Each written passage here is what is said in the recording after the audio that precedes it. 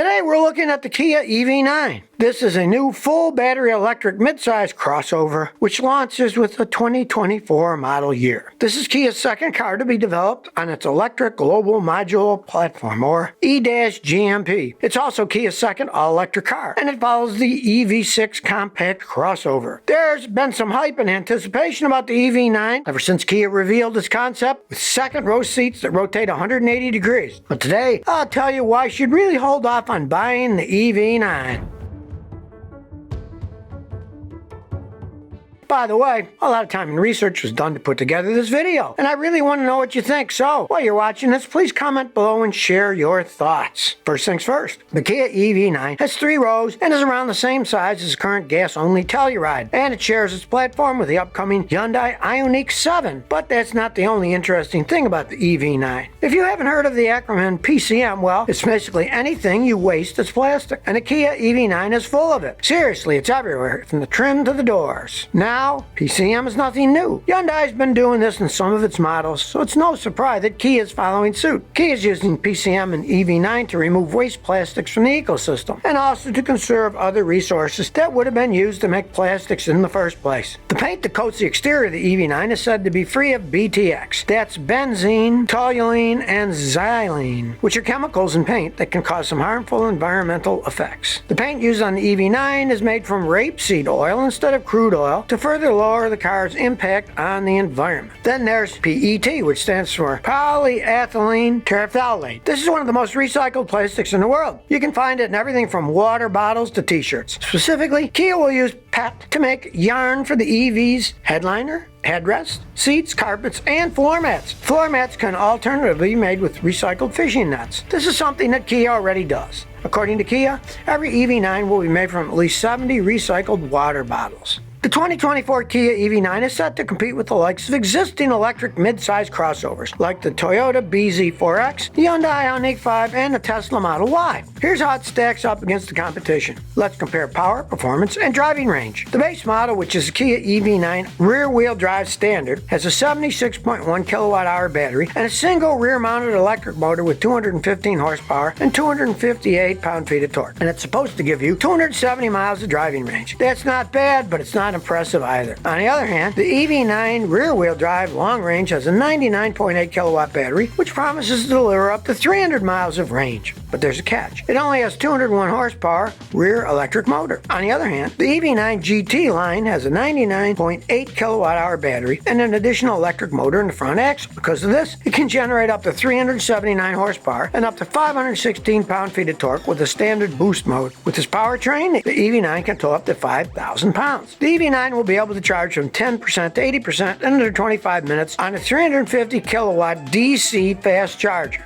In terms of driving range, the 2024 Tesla Model Y blows the Kia EV9 out of the water. The Model Y is said to offer 330 miles of range, and at a supercharging station it can recharge up to 162 miles in 15 minutes. The all-wheel drive version also comes with 2 ultra-responsive independent electric motors that digitally control torque to the front and rear wheels. The Hyundai Ioniq 5 standard range battery is paired with a single rear-mounted electric motor that can pump out a measly 168 horsepower. With the longer range battery, the rear-wheel drive model can deliver up to 225 horsepower and 258 pound-feet of torque. Stand back for the all-wheel drive Ioniq 5 because it can pump out up to 320 horsepower and an impressive 446 pound-feet of torque. With the larger 77.4 kilowatt-hour pack, the Ioniq 5 is rated at 266 miles of driving range with dual motors and 303 miles with a single motor. The 2023 Toyota BZ4X front-wheel drive models use 1 electric motor and outputs 201 horsepower and up to 196 pound-feet of torque. All-wheel drive models use 2 electric motors to deliver 214 horsepower and up to 248 pound-feet of torque to both axles combined. Its battery performance also scores an EPA estimated driving range of up to 252 miles for front-wheel drive and 228 miles for all-wheel drive models. Let's take fuel efficiency for example. The EPA has yet to release any official fuel economy economy estimates for the 2024 EV9. But given its shape and larger size, it'll probably see a lower rating than the Kia EV6's 117 miles per gallon electric combined. I'm talking somewhere between 79 to 83 mile per gallon electric. To put that into perspective, the Hyundai Ioniq 5 all-wheel drive model offers 101 mpge combined, with the rear-wheel drive and standard range battery is estimated to get 113 mpge combined. The Tesla Model Y Performance offers 115 mpge in the city and 106 on the highway. And the Toyota BZ4X is rated as high as 134 mpge in the city and up to 170 mpge on the highway.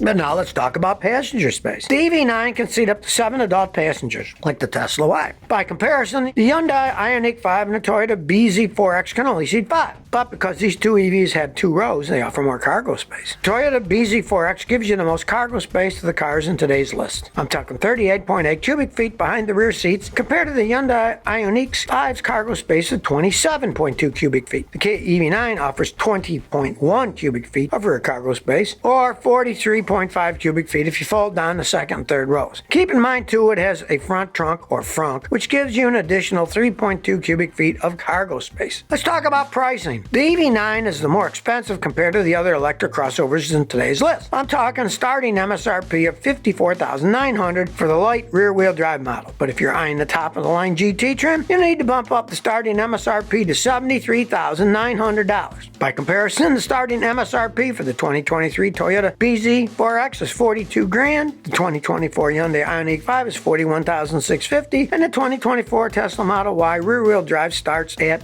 $32,890.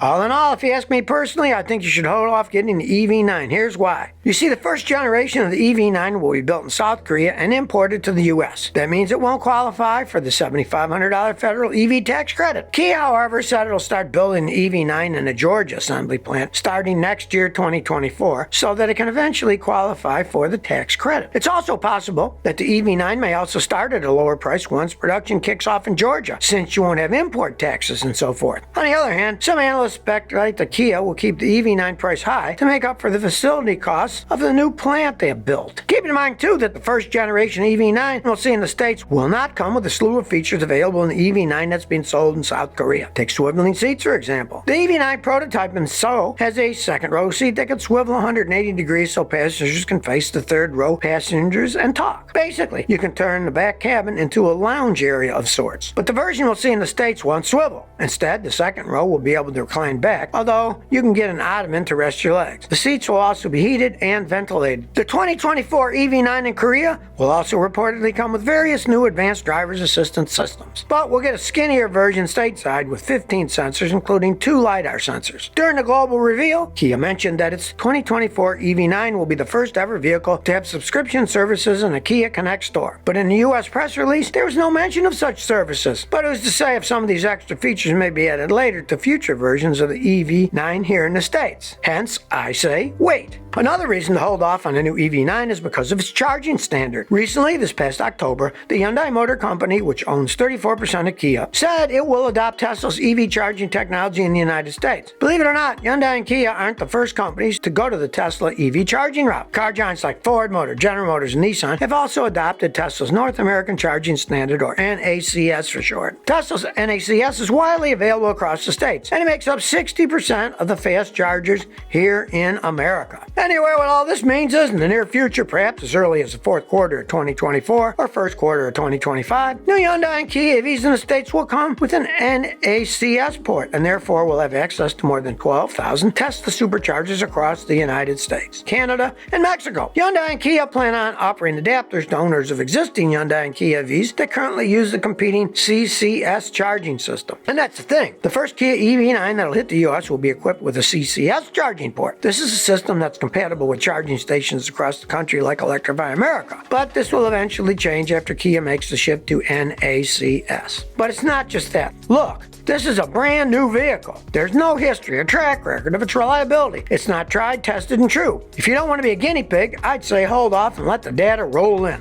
For starters, look at the data and reviews of how it's performing in Korea, and you'll see what I mean. Right now, sales of the EV9 in South Korea is less than stellar. One reason is its high price. With added option, the price of a new EV9 can easily reach 100 million won, or $74,000 US. To put that in perspective, it's expected that the high-end Genesis GV90 all-electric SUV will also cost 100 million won. On top of that, premium car makers like Mercedes with the EQS, BMW, and the iX, and Audi with its e-tron are also offering enticing discounts. Tesla is also offering massive discounts on its Model X. This has made it harder for the EV9 to stand out from the crowd. But the reason behind the EV9's poor sales is more than just its price. The EV9 has already seen software glitches and quality issues early on. It's already been recalled because of several issues like charging control errors, lamp control signal processing errors, transmission control unit parking gear recognition errors, and missing diagnostic data within the vehicle control unit. One of the most recent reported issues has to do with the highway driving assist 2 not working in speeds over 50 miles an hour. But now you tell me, what's your impression of the new Kia EV9? And did this video change your mind about it? Please share by commenting below. If you like this video, please like, share, and subscribe. Thanks for your support.